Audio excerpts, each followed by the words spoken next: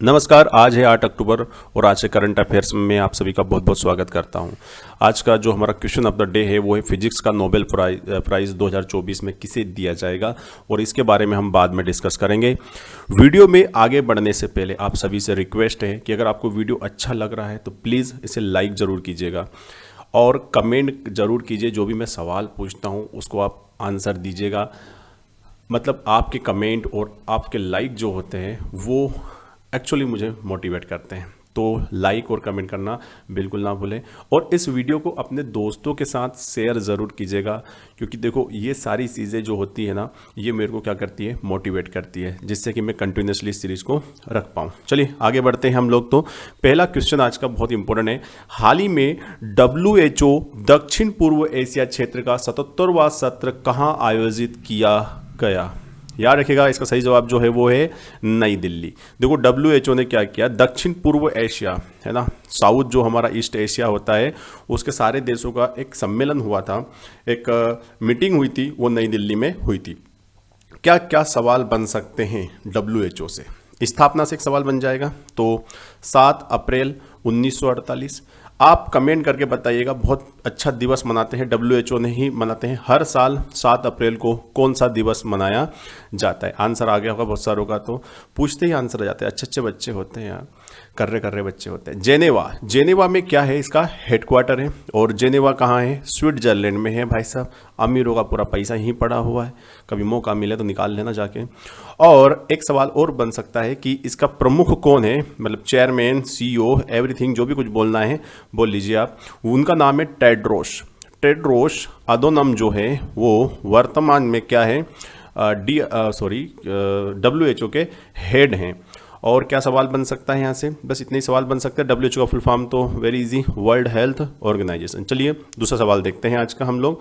दूसरा सवाल है, हाल ही में DRDO ने कहाँ पर VSHO RADS मिसाइल का परीक्षण किया है? ये एक मिसाइल है जो DRDO द्वारा विकसित की गई है और इसका जो टेस्ट किया गया है वो राजस्थान में किया गया है। तो सवाल क्या बनेगा DRDO से? इसका फुल फॉर्म याद है आपको? जी बिल्कुल होना चाहिए आपको याद। इसका फुल फॉर्म है डिफेंस रिसर्च एंड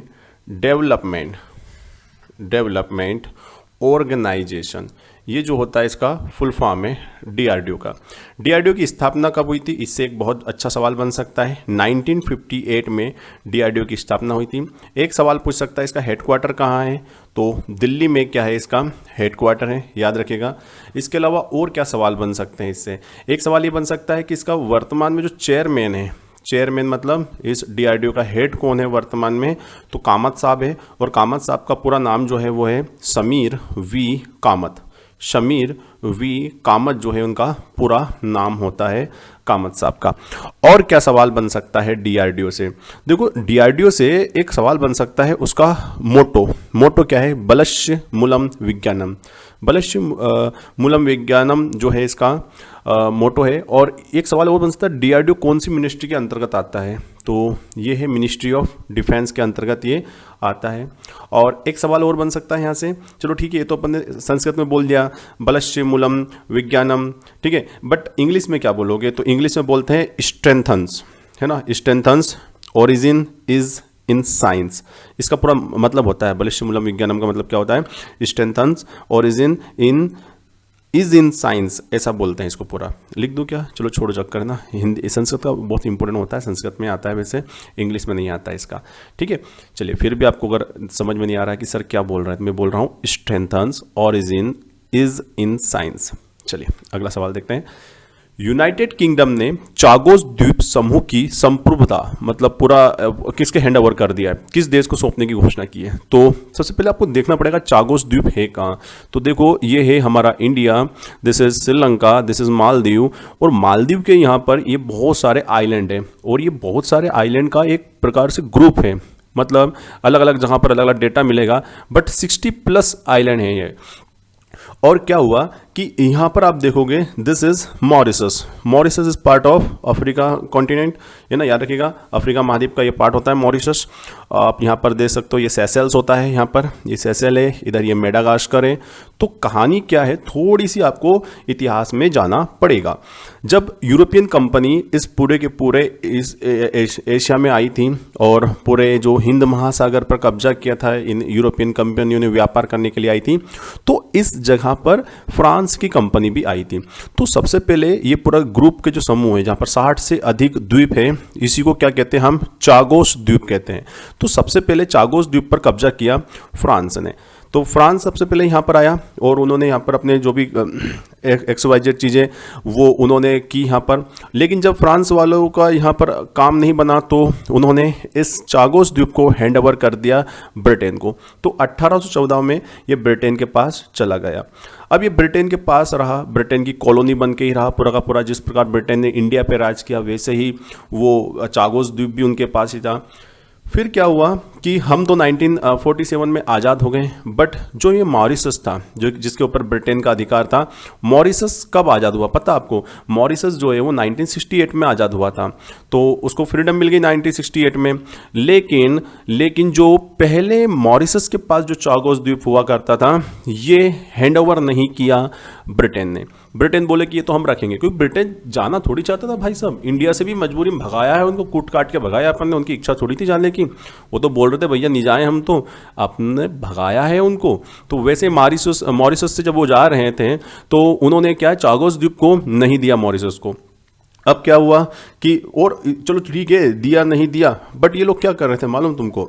जैसे कि अमेरिका से संधि कर ली ब्रिटेन ने, और एक बहुत फेमस द्वीप है यहाँ पर, है ना, डियागो गार्सिया, बहुत फेमस द्वीप है। मतलब ये चागोस द्वीप का एक फेमस आइलैंड है जिसका नाम है डियागो गार्सिया। इस डियागो गार्सिया को ब्रिटेन ने किसके हैंड ओवर कर दिया पता आपको? अमेरिका। और अमेरिका ने अपना यहाँ पर सैन्य अड्डा बना लिया।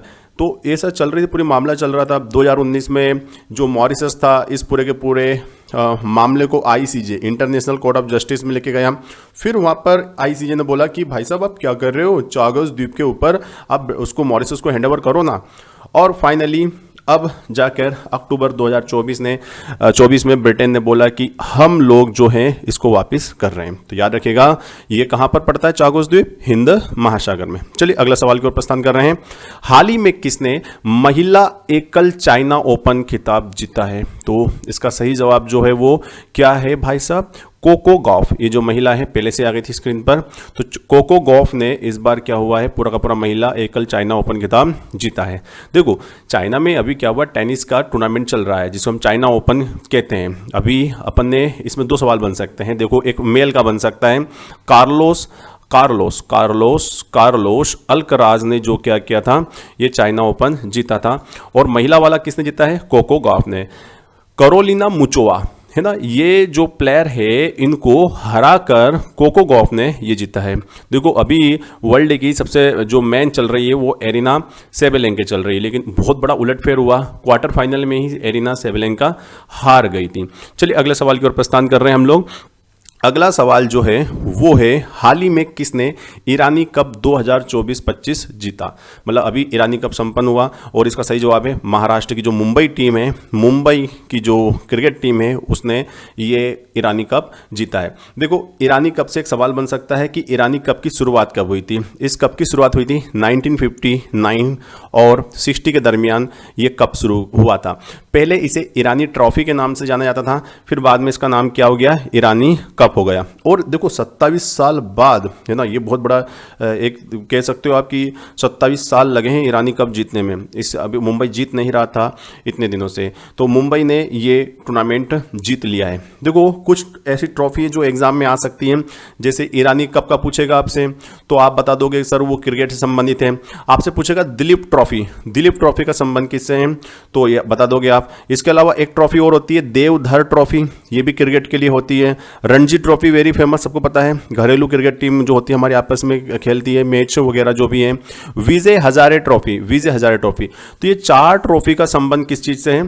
तो ये सब क्रिकेट से है। बट इनमें कभी कभी ना एक बीच में आ जाती है अपनी संतोष, है ना। संतोष ट्रॉफी बीच बीच में यार ये आ जाती है, हर बार देखा है मैंने तो याद रखिएगा संतोष ट्रॉफी जो है वो फुटबॉल से संबंधित है, ठीक है। और बाकी Dilip trophy, Deodhar trophy, Ranji trophy and Vijay Hazare trophy जो का संबंध किससे है, क्रिकेट से है, ये बात आप याद रखिएगा। और ये रहा विनिंग टीम का लास्ट पोज जो उन्होंने दिया था। चलिए अगले सवाल की ओर प्रस्थान कर रहे हैं। निम्न में से किस देश में अक्टूबर 2024 में SCO के मुख्यमंत्रियों की बैठक आयोजित की जाएगी? तो इसका सही जवाब जो है वो है पाकिस्तान।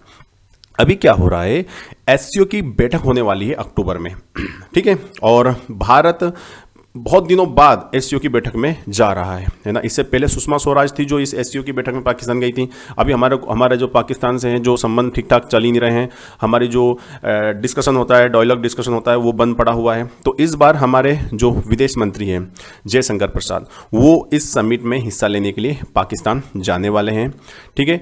SCO जो होता है संघाई कॉरपोरेशन ऑर्गेनाइजेशन जो होता है, याद रखिएगा उस SCO एक SCO से एक सवाल बन सकता है, ठीक है। देखो क्या हुआ स्टार्टिंग में, देखो आजकल तो बहुत सारे ग्रुप बन गए हैं, तो ऐसे ही 6 देश थे। उन 6 देशों ने मिलकर क्या किया, 15 जून 2001 को SCO का गठन किया। ये 6 देश कौन कौन से थे, जैसे सेंट्रल एशियन के देश हैं कजाकिस्तान, किर्गिस्तान, ताजिकिस्तान, उज्बेकिस्तान और चाइना और रूस। ये 6 देशों ने मिलके SCO की स्थापना की थी 2001 में। अब अभी वर्तमान में कितने देश हैं SCO में, तो SCO में वर्तमान में कितने देश हैं, 8 देश हैं। इसका मतलब 2 देश इंडिया और पाकिस्तान जो हुए हैं वो बाद में शामिल हुए हैं, और ये कब शामिल हुए हैं, 2016 में। याद रखेगा इंडिया प्लस पाकिस्तान 2016 में SCO में शामिल हुए थे। बहुत इंपॉर्टेंट सवाल है ये। और एक क्या पूछ सकता है, SCO का हेडक्वार्टर, तो इसका हेडक्वार्टर कहाँ है, बीजिंग में। आप इस नक्शे में देख सकते हो, है ना, ये जो भी देश वगैरह हैं ये। और हाँ, एक सवाल और एक अच्छा रहे कि इसमें कुछ ऑब्जर्वर स्टेट भी हैं, और ऑब्जर्वर स्टेट में अफगानिस्तान, बेलारूस, ईरान और मंगोलिया। बेलारूस कहाँ रहा, ये रहा बेलारूस, ठीक है। और मंगोलिया कहाँ रहा, ये मंगोलिया। ये जो है ये क्या है, अफगानिस्तान। और ये जो है इधर का साइड का ये क्या है भाई साहब, इसको नहीं मानते हो आप, ये ईरान है भाई साहब, क्या है, ईरान। तो ऐसे करके ये है ऑब्जर्वर कंट्री है, 4 कंट्री ऑब्जर्वर है इसमें, याद रखिएगा। और 6 फाउंडर मेंबर हैं इसके, और बाद में 2 मेंबर को और शामिल किया गया था। इस प्रकार से वर्तमान में SCO में 8 + 4 कंट्री, ऐसे याद रख सकते हो आप। चलिए अगले सवाल की ओर प्रस्थान कर रहे हैं हम लोग। मालाबार नौसैनिक युद्धाभ्यास 2024 की मेजबानी कौन करेगा? तो याद रखिएगा इस बार 2024 में जो मालाबार हो रहा है वो भारत का 28वां है, और भारत का नहीं है। देखो एक क्वेड नेशन होते हैं, क्वेड नेशन में कितने होते हैं, 4 देश होते हैं, ठीक है। 4 देश कौन कौन से होते हैं, एक तो हमारा भारत होता है ना, भारत इसमें है ही सही। भारत के अलावा इसमें जापान होता है, जापान के अलावा इसमें आपका ऑस्ट्रेलिया होता है, और एक होता है अमेरिका। देखो ये क्वेड बहुत इंपॉर्टेंट है। अभी हमारे नरेंद्र मोदी भी क्वेड के डायलॉग के लिए कहाँ गए थे, हाल ही में अमेरिका गए थे, ठीक है। तो क्या होता है, क्वेड देश जो होते हैं उनकी जो नौसेना होती है वो क्या करती है, मिलिट्री एक्सरसाइज करती है। देखो अगर आपको नहीं पता नौसैनिक युद्धाभ्यास क्या होता है, कोई सा भी युद्धाभ्यास, तो युद्ध में जाने से पहले क्या करना पड़ता है, एक प्रकार का छद्म युद्ध बोल लो, जहां पर एक्सरसाइज की जाती है ना। तो ये रियल युद्ध तो नहीं होता है, अभ्यास होता है, ठीक है। जैसे हम मेन टेस्ट में जाने से पहले मॉक टेस्ट लगाते हैं, तो वैसे ही होता है। तो विशाखापत्तनम में इस बार ये आयोजित किया जाने वाला है क्वेड का मालाबार नौसैनिक युद्धाभ्यास। तो इससे और सवाल क्या बन सकते हैं, क्वेड से एक सवाल ये बन सकता है ना, आप बताइए कि क्वेड की स्थापना कब हुई थी, 2007 में हुई थी। वेरी वेरी इंपॉर्टेंट, ठीक है। अब 4 देशों के लिए अगर आप ट्रिक बनाना चाहोगे क्वेड के ये मेंबर है फलाना ढिमका, तो आपसे बड़ा बेवकूफ कोई है नहीं भाई साहब, ठीक है ना। हाँ, नक्शे से समझो आप तो कि क्वेड की लोकेशन देखिए आप भाई साहब, लोकेशन देखोगे तो ये जितना भी हमारा ये कौन सा ओशन होता है, this is called Pacific ocean. तो इधर चाइना को काउंटर करना है। अब चाइना को देखो, इसमें पर चाइना को काउंटर करने के लिए 4 देश अपन क्या करते हैं, देखो यहां से मैं लेकर आया, ये मैंने क्या बनाया, आप देखिए ये, अरे भाई मत जाना, वापस आओ, साइमन कमीशन वापस आओ, टन, ये जापान है ना, ये जापान है यहाँ पर, और ये एक क्वाड्रेटल बन गया ना, ये चतुर्भुज बना कि नहीं बना, है ना, अरे बन जाता है, अरे भाई मेरे बन गया। ये अमेरिका, ये मतलब आप इसको उधर इसलिए लेके जा रहा हूँ, ये अलास्का वगैरह अमेरिका का हिस्सा है यहाँ पर। ये अब यहाँ पर चाइना को काउंटर करना है ना, तो जापान के थ्रू कर लेंगे काउंटर। तो इन चारों देशों ने मिलकर क्वाड बनाया था 2007 में, और देखो बहुत सारे संगठन बन चुके हैं दुनिया में, बनते हैं ना, ग्रुप्स बनते हैं भाई साहब। हाल ही में किसे जर्मनी में भारत का राजदूत नियुक्त किया गया है? बहुत इंपॉर्टेंट सवाल है। जर्मनी का राजदूत बनाया गया है, किसको बनाया गया है? अजित विनायक गुप्ते को। ठीक है, ये गुप्ते ही हैं, ये गुप्ता नहीं बोलना, टाइपिंग मिस्टेक नहीं है, गुप्ते, अजित विनायक गुप्ते जो हैं उनको अभी क्या बनाया है? जर्मनी का राजदूत बनाया है। और एक संजीव कुमार सिंगला जो है, इनको अभी हाल ही में दोनों को साथ में बनाया है, इनको बनाया है फ्रांस का राजदूत नियुक्त किया गया है। सिंगला साहब इससे पहले इजराइल के राजदूत थे, याद रखिएगा। तो हम बात करते हैं अजित विनायक गुप्ते का, तो ये है उनका चलचित्र। और कहाँ का बनाया है इनको? जर्मनी का। थोड़ा सा फेमस है, इस कारण से इनका फोटो लगा दिया था अपन ने। और जर्मनी से क्या सवाल बन सकता है? जर्मनी से सवाल ये बन सकता है कि जर्मनी की कैपिटल क्या है? बर्लिन। पक्का? Are you sure? ओके। और यूरो जो है वो वहाँ की करेंसी है वर्तमान में। मैक्सिमम यूरोप के देशों की करेंसी जो है ये यूरो ही है। चलिए, आज का सवाल जो हमारे लिए बहुत इंपॉर्टेंट है, लेकिन नोबेल प्राइज़ के बारे में बहुत कुछ हम डिस्कस कर चुके हैं लास्ट वीडियो में, तो आप देख लीजिएगा। फिजिक्स का नोबेल प्राइज़ 2024 में किसे दिया जाएगा? दैट इज़ वेरी इंपॉर्टेंट, है ना। तो बहुत बहुत इंपॉर्टेंट सवाल है। इसका सही जवाब है जेफरी ई हिंटन और जॉन जे हॉपफील्ड को ये दिया जाएगा। देखो, ये हॉपफील्ड साहब है, हॉपफील्ड, और ये हिंटन साहब है। हिंटन साहब, हिंटन कौन है? बहुत इंपॉर्टेंट। एआई सब समझते हो ना, आर्टिफिशियल इंटेलिजेंस का एआई का गॉड फादर, एआई का गॉड फादर किसे कहा जाता है? वो कहा जाता है भाई साहब को, जेफरी ई हिंटन को गॉड फादर कहते हैं। फिजिक्स के अमेरिका के रहने वाले हैं, कौन? हॉपफील्ड साहब। ठीक है, अब इनको क्यों दिया गया? देखो क्या हुआ कि एआई, और एआई में पूरा का पूरा रोल रहता है, वो रहता है मशीन का रोल। तो इस क्षेत्र में काम करने के लिए दोनों को ये नोबेल पुरस्कार दिया गया है। Artificial neural network, artificial neural network, जैसे कि हमारे शरीर में जॉइंट होते हैं ना, जॉइंट होते हैं, वैसे ही मशीन में भी जॉइंट होते हैं, जहाँ से, जैसे ये कोई मशीन होती है, मशीन के अलग अलग पार्ट होते हैं। जैसे एक रोबोट होता है, तो रोबोट, सपोज दैट जैसे दिस इज रोबोट, और ये रोबोट का हाथ अलग होता है, तो ये हाथ अलग होता है, तो नोड होते हैं यहाँ पर, नोड से ही कमांड दी जाती है, हर चीज़ का मूवमेंट जो होता है नोड से होता है। तो इनके ऊपर पूरा काम करने के लिए मशीन, एआई कैसे, किस प्रकार मशीन लैंग्वेज वगैरह सब काम किया है दोनों ने। और हिंटन साहब को तो एआई का गॉडफादर ही कहा जाता है। तो इस क्षेत्र में दोनों को ये नोबेल पुरस्कार दिया गया है। एक बहुत महत्वपूर्ण सवाल आपको बता रहा हूं मैं, याद रखिएगा। फिजिक्स का नोबेल पुरस्कार जो था 1930 का, वो हमारे एक भारतीय को मिला था, और उन भारतीय का नाम क्या था? Sir CV Raman, sir CV Raman. आपको कमेंट करके बताना है, स्पेशली वो फिजिक्स वाले बच्चे जो 12th वाले हैं, जिन्होंने 12th में फिजिक्स सब्जेक्ट था। बताइए, रमन साहब को जो पुरस्कार मिला था वो किस क्षेत्र में मिला था? जिसे आपने फिजिक्स में हम रमन इफेक्ट के नाम से एक टॉपिक पढ़ते हैं, तो रमन इफेक्ट क्या होता है? आप कमेंट करके जरूर बताइएगा। आप मेरे को ना आपके इस सवाल का जो मैंने पूछा है उसके आंसर का बेसब्री से इंतजार रहेगा, भूलिएगा नहीं। चलिए, आज का लास्ट सवाल देख रहे हैं हम। हाल ही में दीपा कर्मकार ने संन्यास की घोषणा कर दी है, तो इनका संबंध किस चीज से था? तो दीपा कर्मकार जो थी वो जिम्नास्टिक थी, दीपा कर्मकार जिम्नास्टिक थी, याद रखिएगा। और इससे पहले क्या हुआ था आपको कमेंट करना है, जो टोक्यो ओलंपिक हुआ था, तो आपको ये बताना है टोक्यो ओलंपिक कब हुआ था। तो देखो, कोरोना के कारण हो नहीं पाया था, बट ये हुआ था 2020 में प्रस्तावित था, कोरोना के कारण नहीं हुआ था। ठीक है, तो टोक्यो ओलंपिक में क्या हुआ था कि जिम्नास्टिक की जो हमारी खिलाड़ी थी, ये 4th रैंक पर आई थी, है ना, मतलब 4th नंबर पर आई थी, और ये अभी तक का हाईएस्ट अचीवमेंट है किसी जिम्नास्टिक के द्वारा ओलंपिक में।